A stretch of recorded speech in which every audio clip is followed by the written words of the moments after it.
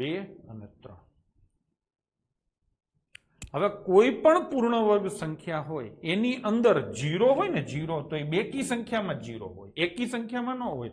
એકી સંખ્યામાં 0 હોય તો એ પૂર્ણ વર્ગ ન હોય. 0 એ બેકી સંખ્યામાં હોય અને પોઈન્ટ એ બેકી સંખ્યામાં હોય. એમ જ હોય ને. 1.2 નો મારે સ્ક્વેર કરવો છે તો આપણે શું કરી? 12 નો જ સ્ક્વેર કરી કે નહીં? પછી એક પોઈન્ટ છે તો કેટલા પોઈન્ટ મૂકી? 2. ટૂંકમાં ડબલ પોઈન્ટ કરી વર્ગમાં. હું તમને એમ કહું કે 0.13 નો સ્ક્વેર કરવો છે તો તમે શું કરશો? 13 નો સ્ક્વેર 169 કરશો. અહીંયા કેટલા પોઈન્ટ છે? 2. તો જવાબમાં કેટલા પોઈન્ટ મૂકશો? 4.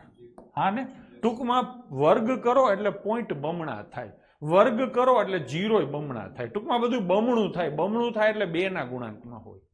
ટૂંકમાં કોઈ પણ પૂર્ણ વર્ગ સંખ્યા હોય એમાં જો છેલ્લે 0 હોય ને તો 0 કેટલા હોય? કાં 2 0 હોય, કાં 4 0 હોય, કાં 6 0 હોય. 1 0 હોય તો એ પૂર્ણ વર્ગ ના હોય, 3 0 હોય તો એ પૂર્ણ વર્ગ ના હોય. એવી રીતે પોઈન્ટ પણ પૂર્ણ વર્ગ સંખ્યામાં આવેલા પોઈન્ટની સંખ્યા કાં 2 હોય, કાં 4 હોય, કાં 6 હોય. 1, 3 કે 5 પોઈન્ટ કદાપી ન હોય. તો આ 4 પોઈન્ટ થયા. લાસ્ટ ડિજિટ થયો, યાદ રહી ગયો? લાસ્ટ ડિજિટ શું હોય? 23, 78 ન હોય. સેકન્ડ લાસ્ટ ડિજિટ શું ન હોય?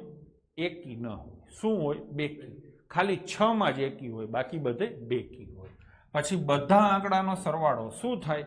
ભારતની આઝાદી 1947. અને ચોથો નિયમ શું થયો?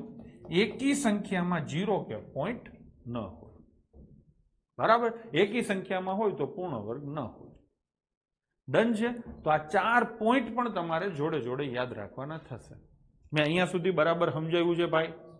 પાક્કા પાયે રહેશે યાદ? અને પછી ક્યાંક લખવું હોય તો લખી નાખજો. ટાઇટલ હરખું વાંચી લેજો.